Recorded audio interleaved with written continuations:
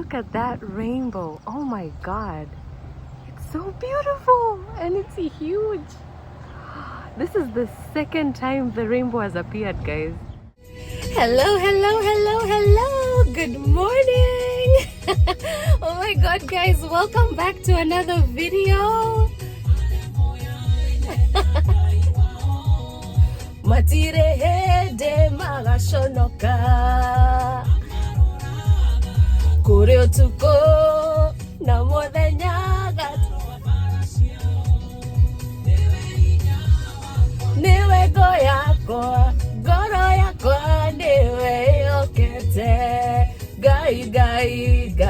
gai wakwa ndigatiga gukwihoka ori muturire-ine wakwihokwo wika nĩ Ngai ũyũ wakwihokwo wika nĩ Ngai ũyũ. Hello guys, oh my God, good morning. Hey, when is the date today? Today is Thursday, July 6th, and it is currently 10:36 a.m. and as you can see, I am full of psych. What the fuck, let me nirudishe kitu nyuma kidogo. Yeah, oh my God, guys, man, I'm feeling so rejuvenated. I'm feeling so excited, so energetic, which by the way, it wasn't so. I mean, I know the last time I think the last time I did a video was about a week ago or so, but that's because, man, I wasn't feeling well. Not that I was sick anyway or anything. Actually, by then, remember the last video I did, I told you guys about my ankles. My ankles were swollen and stuff, but thank goodness it turned out not to be anything serious. Nothing going on with my organs, and of course, no, I am not pregnant. It takes two to tangle, and I can guarantee you I haven't tangled in a while. TMI. But anyways, so it's not anything serious. It's just that I had been putting so much pressure on my feet, and then of course, with the crazy workouts that I've been doing, and then on top of that, also most of the time I'm in my car, I'm driving around. So if I'm not driving around, I'm somewhere sitting down, doing my work and stuff. So very rarely do I get to elevate my feet. So out of that, my ankles were, circulation was becoming a little bit of a problem. So anyways, I just needed to elevate my feet, and so far so good. The swelling has definitely gone down, and yeah, I'm able to get back to business. Man, I was feeling so down because I couldn't even, it reached a point where walking was a problem. Actually, was it on Saturday? I went to the gym and I could barely work out. Like my ankles were like this. They were so swollen, I could barely do anything. Until by the way, after I left the gym, I just went and parked my car, and that was it. I fell asleep. Actually, I slept like the whole day. I think I woke up, ate dinner, and then I just went right back to sleep. Because, man, I was feeling down. I was feeling, tired and all that. But, whew, thank God, all that is settled. And then, oh my God, imagine. What? Hey, as in, my son called me. Of all the people, when you're going through, I believe we all have our own down moments. Nobody's always happy and excited 24 hours, 7 days a week, 365 a year. No, we have our own low moments and high moments. And, it's during those low moments where we tend to, we can tend to lean on others, or we can tend to codepend on something, like the way I was saying in I think the previous video. So there are people who have become codependent on drugs. There are others who are codependent on alcohol, and there are also other people who are codependent on sex. Like people depend on something to suppress an emotion for them to get by. You know, we look for that one thing that makes us happy. But it's during also your low moments where you get to, you get to know who really cares about you, if I can put it like that. And for me, I can say, oh my God, this damn track, I swear. It's like every time I'm recording a video, this track shows up. But whenever I'm here and I'm not recording, I never see the track. It's oh my God, it's crazy. I don't know. Does this guy stalk me? Do you stalk me or what?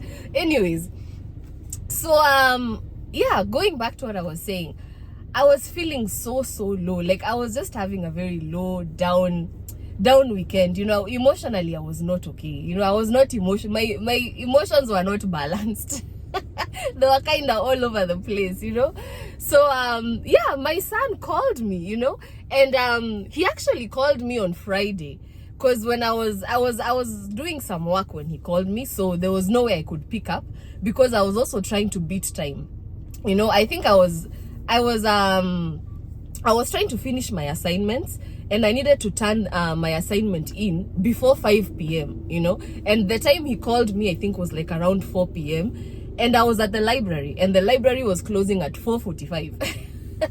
So I only had 45 minutes to finish doing the assignment, editing and submitting it, so I can have it in time.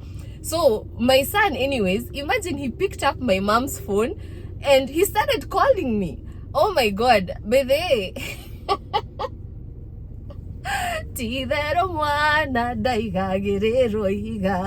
You know? Oh my God. I don't know how my son figured out how to get my number on my mom's phone, because I think my mom, I don't know how my mom has saved me on her phone, but I think she has saved me as Miss Muka, because Muka is my last name. That's my dad's name. And yeah, I think I have no idea how my son was able to know that that's my phone number.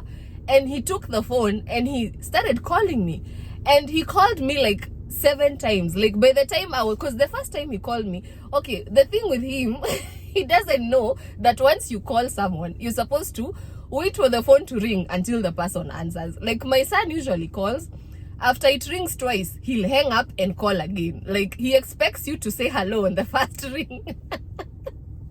You know. But yeah, so he called me the first time, and I didn't answer, because, you know, I mean, he called, it rang twice. When I was going to pick up, he hung up. Then when I put the phone down, he called again. Then when I was going to pick up again, after ringing twice, the phone hung up.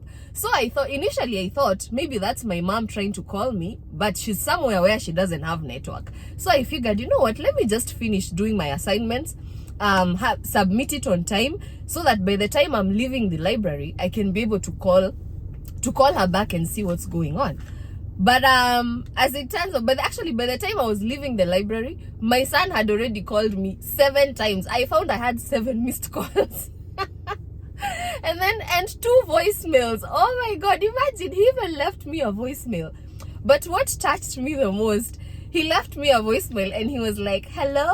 Actually, he left me 2 voicemails, and in one voicemail he was like, hello, and then he was like, okay, you know, like he doesn't know how to say, are you okay? You know, so he says, okay.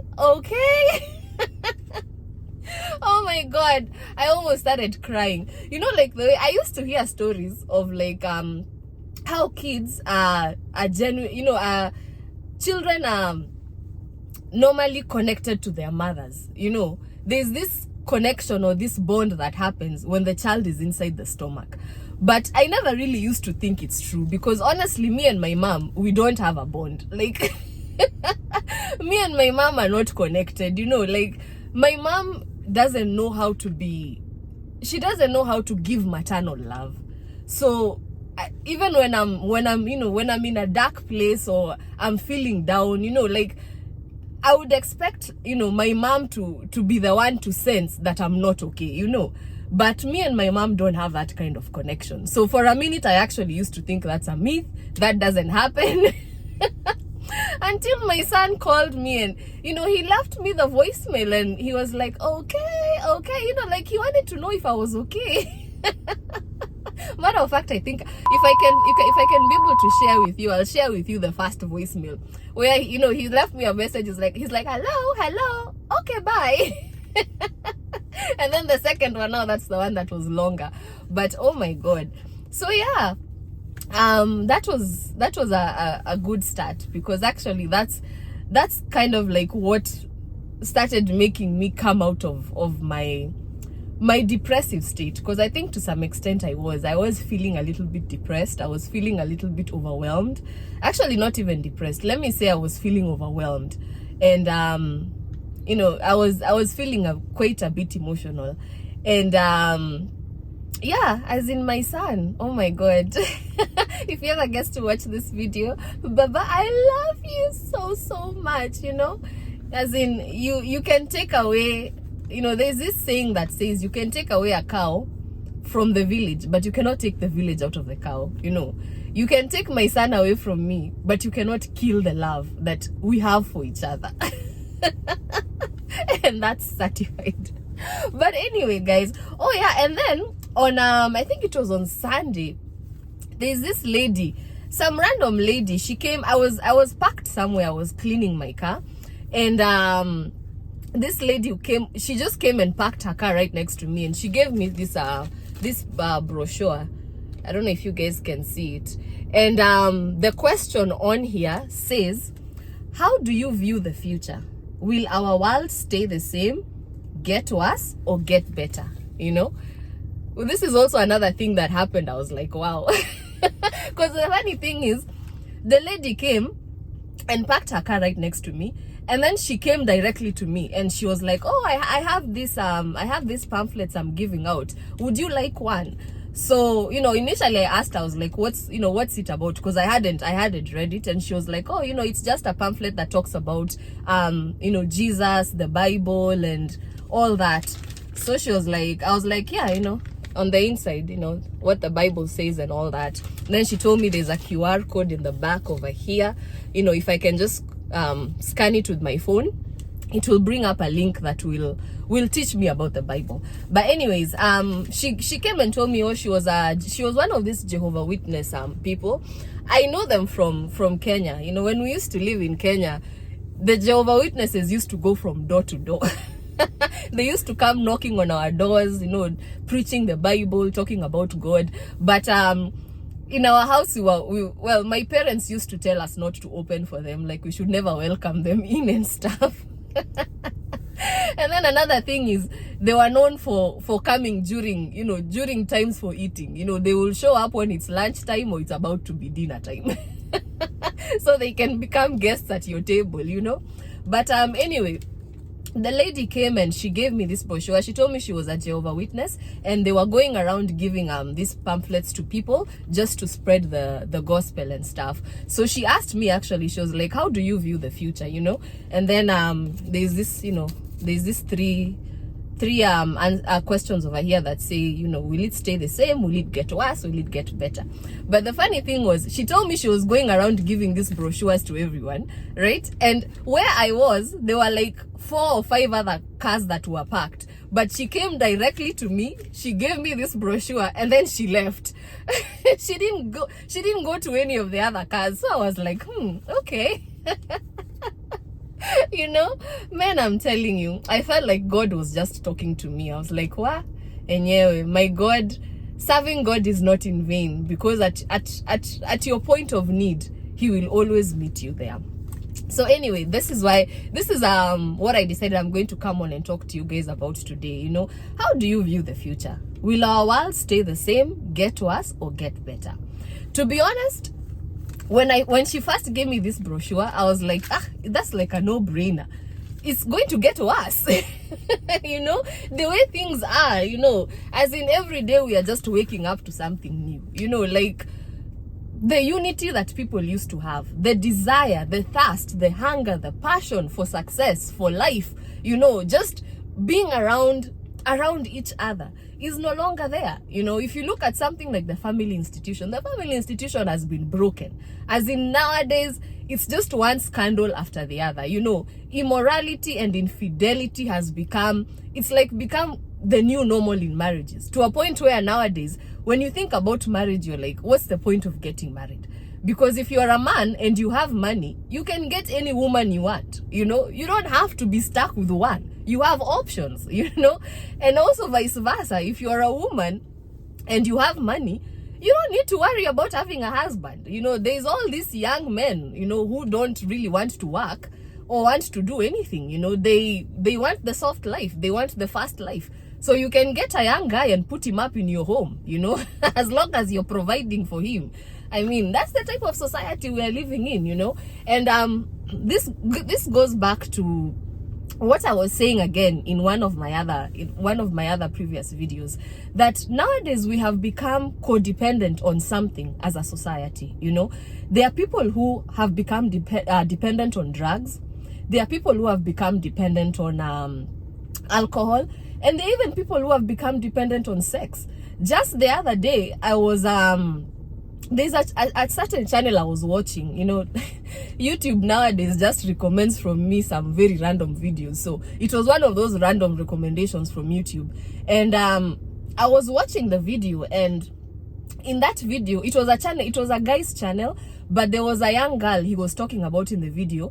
And he was like, you know, nowadays, or rather the girl in that video was like, nowadays, men are not even really looking for women. It's like men are no longer interested or thirsting for women, you know, pretty much. Because she was like, you know, a few years ago, like 2 years ago, she was like, she could walk down the street, and by the time she reached the corner, she would have already turned a couple of heads. But nowadays, she feels as though she has to do extra, you know. It's like she almost has to walk naked to be recognized, you know. And what caught my attention actually was, she was a very young girl. I think she was like 22 or 23 years old, around there. And she was like, you know, to her, she was feeling like the world was coming to an end, you know. Like the world was not getting any better, because she was not really getting the type of attention that she was looking for. And so during that time, she mentioned that she went on vacation somewhere in some resort. And she ended up having a threesome with 2 random men she met. Like, they were tourists visiting I think it's Miami, Florida. And yeah, she, you know, those guys could not even speak English apparently, and she just met them on the hallway and asked them if, you know, they wanted to Eiffel Tower her. Imagine. My God. And she went ahead and just gave herself fully, you know, to those 2 guys. You know, and those guys didn't even pay her. You know, like, to her, she was doing it because it's something that she's addicted to, you know. And also, it's also another thing that I've noticed also in the society nowadays.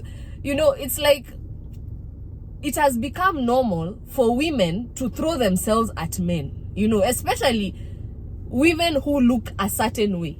You know, it has become kind of like the norm for them to throw themselves at men with money, to a point where nowadays you can walk into a room and come across a man, you know, a man who's well off, and you know, immediately it's like the man will expect you to just give yourself freely to them, you know, just like throw yourself at them because you can see they have money, you know.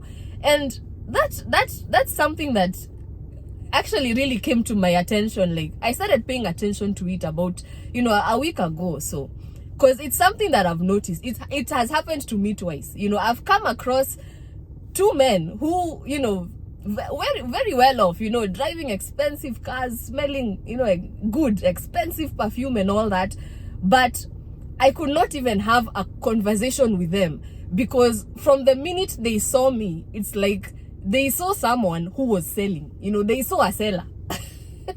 In short, you know, and not a seller of ideas or a seller of anything good. They saw a seller of their own, you know, their own body. So it's like, out of the bet, they expected me to kind of like be the one to hit on them, you know, when really my intention was not there. You know, my intention was completely somewhere else. You know, I was not thinking about going down that way. And that actually caused like that's actually caused like some sort of friction where I was like, there's no point of me even trying to have a conversation with these men, because already the way they presented themselves, it was like as though they were just they were just expecting me to just be like, hey, mubabas, do you want to be my sugar daddy? So yeah, I mean, nowadays people have found ways to deal with pain, and for me, I feel as though for the society to get better, because I believe, to answer that question, I believe the world can get better, but we have to start facing our situations for what they really are. You have to start facing your disappointments for what they really are, for us to be able, or rather for you to be able to let go of that pain. Because you can be a person who maybe you have tried so many things in life. You have always had great ideas on how you can improve your own life, how you can improve your family, how you can improve your community, and have a great impact on the society.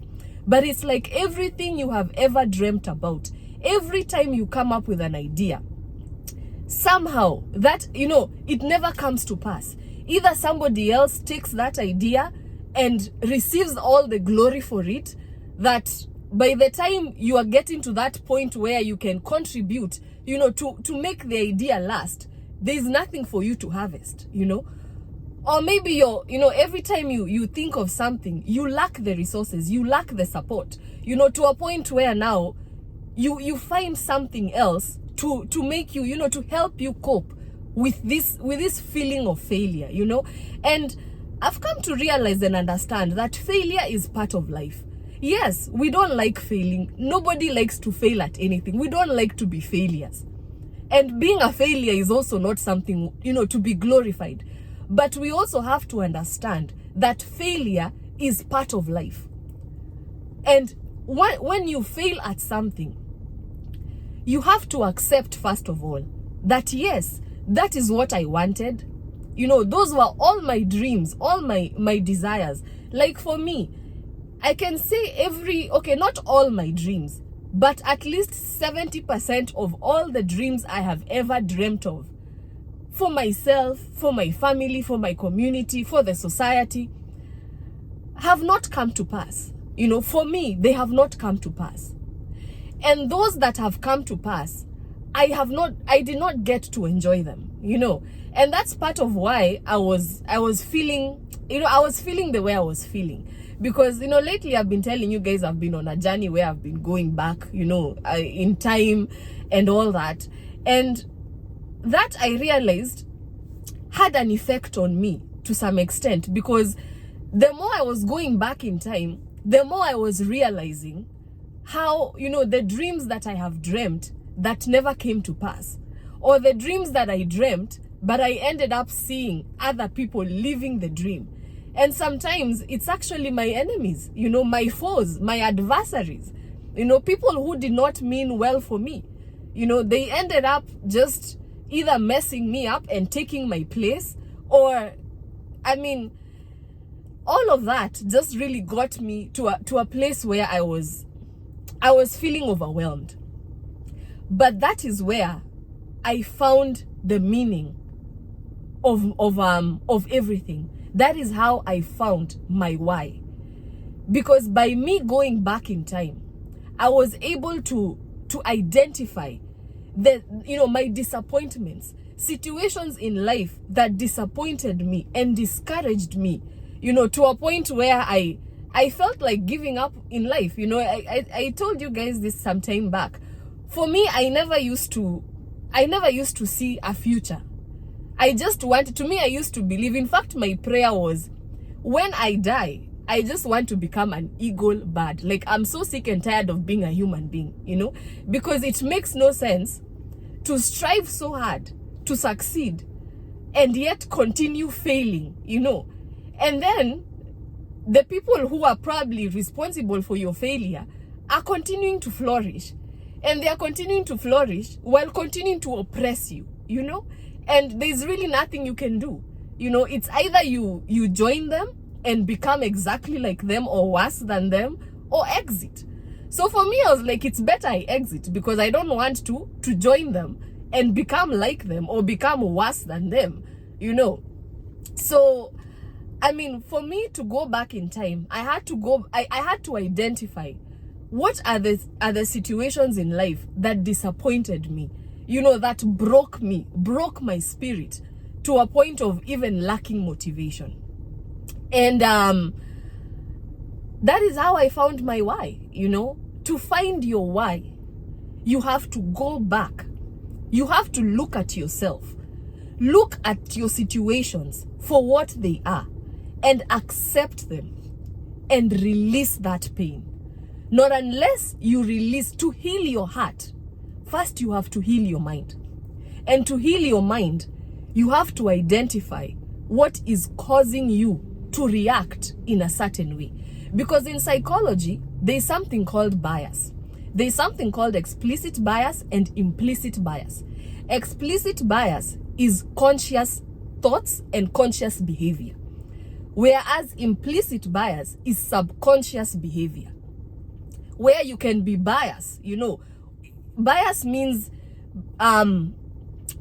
being in a position where you think or you believe that other people's ideas or behaviors are wrong and yours are right. So explicit bias is conscious, you know, you do that consciously.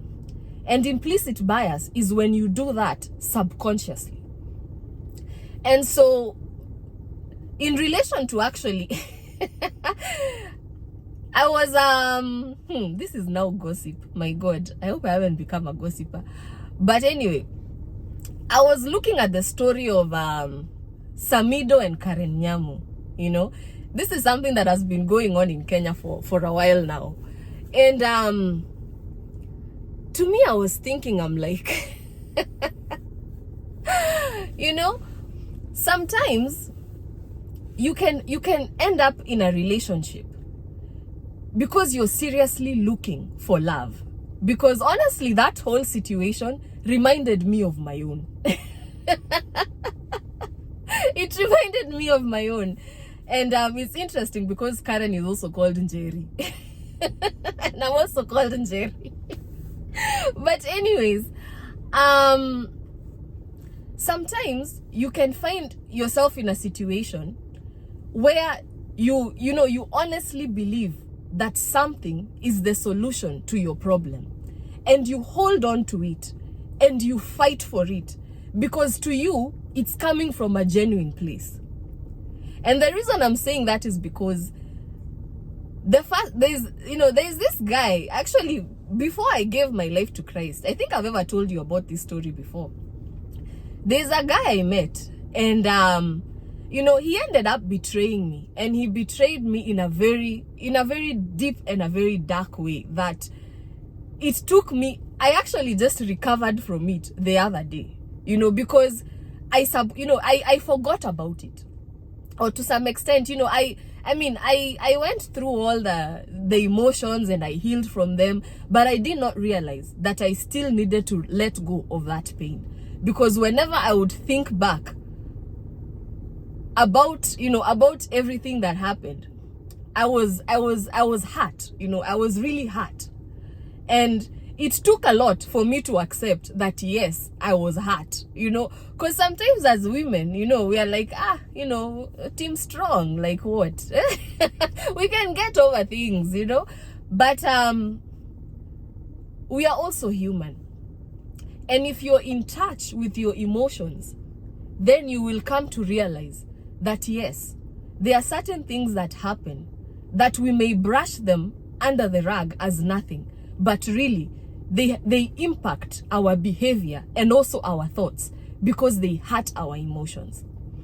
And so for me, I can say kuokotwa niliokotwa smart. Hey, imagine niliokotwa until it took me 10 years to recover. But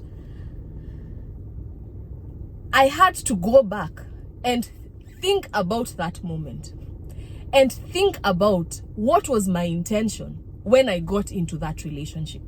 Because yes, when I met the guy, he was in a relationship. He was in a relationship with someone else, and who I can say was like a wife. They were not legally married, but they were living together. And I was aware of that. You know, it's not something that I didn't know. So I got into that relationship knowing there was somebody else in his life. And I came to pay for that decision dearly. But for me, when I got into that relationship, because initially it was not even my desire, he was the one who basically told me, yeah, we are dating, you know, we are in a relationship. And I was like, okay, you know, and I really believed and I really hoped that we were going to have something, you know. My desire of getting into that relationship was to have a family, you know. I wanted a husband. I wanted to get married. I wanted to have kids, you know. I wanted to build a future. I wanted to go back to school, finish my education, and also, you know, be able to do something that will contribute positively towards the society, you know. So for me, that was my why. But on his end, things were different, you know. To him, he got into that relationship knowing he had found the perfect sacrifice for him to be able to accomplish his own dreams, which were very different from mine.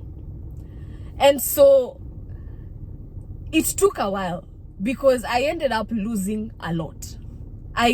At some point, I even almost lost my sanity.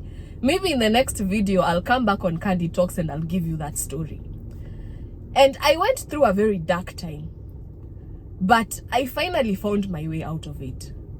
But it wasn't until the other day, recently now, when I realized how hurt I was.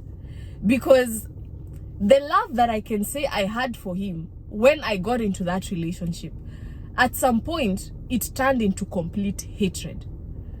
I got to a point where I pretty much despised him. And not just him. I despised him and anything associated with him, which included his family. I hated all of them. But I had to get through that for me to not only realize my own strength, but for me to also become fully aware of who I am and what I want in life. And I can say for sure, even though I went through a lot, I've been through a lot of challenges in life, and I have overcome them. But I realized the other day, I was feeling the way I was feeling, you know, because I honestly reached a point where I really, really felt like giving up on life. And, oh my God. I can't believe I'm getting emotional. Oh my God. I'm back in touch with my emotions, guys. Oh my God. But, yeah. I was almost giving up on life. But it was at that moment when I found my why. Because I had to go back and look at my life, examine my choices, the choices that I made, whether they were good or bad, and accept that I made choices that were not good for me, and they impacted my life in a negative way. But one thing that has remained the same, and it has remained relevant, it has not changed, is the love of God. Because if it wasn't for my faith, honestly, because no matter what has happened to me in my life, I've never let go of my faith. I've always believed that the Lord is going to see me through. And at my darkest hour, He did. And that was when I really began thinking. And I went back and I identified my disappointments, and I accepted them for what they are. I accepted the choices that I made, and I looked at the intention behind it, And I forgave myself for putting myself through certain situations that I could have avoided had I been fully aware of myself. And so through that, I was able to forgive myself, forgive those who have hurt me, and accept that yes, I'm human and I do get hurt. And the hurt can cause you to feel worthless, like you're not worth anything. It can even cause you to desire to die. And it can even push you to a point of getting hooked on things that are harmful to you to try and stay afloat. So, with that said, how do I view the future? Today, I can say my answer is it will get better. But it will get better if you take the time to dig within yourself. Stop looking for a solution outside yourself. Stop being dependent on other people to make you happy. Stop being dependent on things that are destroying you for you to just survive. No. Heal yourself. Heal your pain. Let go of that anger. Let go of that hurt. But to do that, you have to accept your own choices. And you also have to accept things for what they are. Yes, you've had a lot of dreams. You've had a lot of ideas. They have not come to pass, or they have been taken away from you. But as long as your motive and your intention is right, it's not in vain. But for you to be able to move on and continue building something new, you have to let go of that pain. You have to get rid of that weight. You know, just like Whitney Houston said. She never thought she could lift that weight up. But she did. Because why? She let go of her pain. So you have to let go of your pain. For you to know your why. For you to find your why. For you to get your dream back. It doesn't matter who took your dream and how far they buried your dream. But as long as you're continuing to believe in your creator, the one who created you and bestowed that dream upon you, once the dust settles, you will gain sight of your dream. Your dream will come back. And the Lord who put that dream in you will make it come to pass. But you have to believe in it yourself. And I'm saying this because we are raising young men and women in the generation of today not to work hard for anything. We cannot be a society where we are teaching our daughters that as long as they maintain their beauty, that is enough for them to become successful in life. Because a successful man out there will be interested in them. No, we are taking away the value from them. We are not teaching them anything. And we cannot also be a society where we teach our men to depend on women who are successful. No, because a man technically is supposed to be a provider. A man is a vision carrier. So we are supposed to empower our youth, our young men and women, to respect themselves, love themselves, value themselves, and dream and pursue those dreams, so they can be able to succeed where we were not able to succeed. We have to teach them how to be better.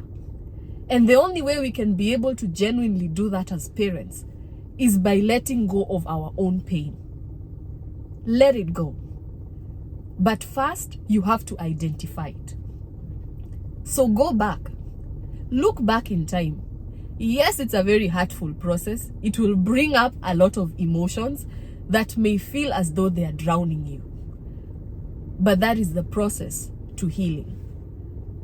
Go back, face those situations, accept them for what they are, and release them. And gain your strength back. Gain new strength. And soar into your future. Soar into your destiny. Because you're going to get back your dream. You may have lost sight of your dream, but once you take care of the dust that is keeping you from seeing it, which is the anger, the bitterness, you will get it back. Sawa sawa? So, oh my God. Hey, I don't want to talk so much about that drama because, hey, the things that I had this morning, I was like, wow. Hey, but all I can say is, even if Karen herself ever gets to watch this, baby girl, love yourself. Look within yourself and find the solution within you. Stop searching for it from outside. All right? Anyway, guys, with that said, I think I'm gonna end this video here. I've ended up talking about finding your why. I know for a minute I have been saying I'm going to do a video about finding your why, but you know, like I always say, God's time is always the best. You know, things had to happen the way they did for this day to come to pass. So let go of your pain and embrace yourself and embrace situations for what they really are. And above all, continue to trust in the Almighty God. And the God who gave you that dream, he shall make it come to pass. But first you have to heal yourself, because you cannot attract something new when you're still holding on to something old. You know, just like you cannot fit new wine in old wine skins, you can also not do the same with your heart. Heal your heart. And oh my God, hold on guys, I'm trying to operate my music here. Anyway, you have to heal your heart for you to be able to create room for your dream to find you. And this time, as long as your dream is bestowed in the Almighty God, no one, as Pastor Kuna would say, no one can tunya you what belongs to you. All right? Anyway, guys, thank you for watching, and I will see you in the next video. Hopefully I will come back and talk about, you know, I'll come back through Candid Talks and I'll give you that story about how I almost lost my sanity. But Mungu ni nani? Yeah. Gai wakwa diga tiga gukwihoka ore.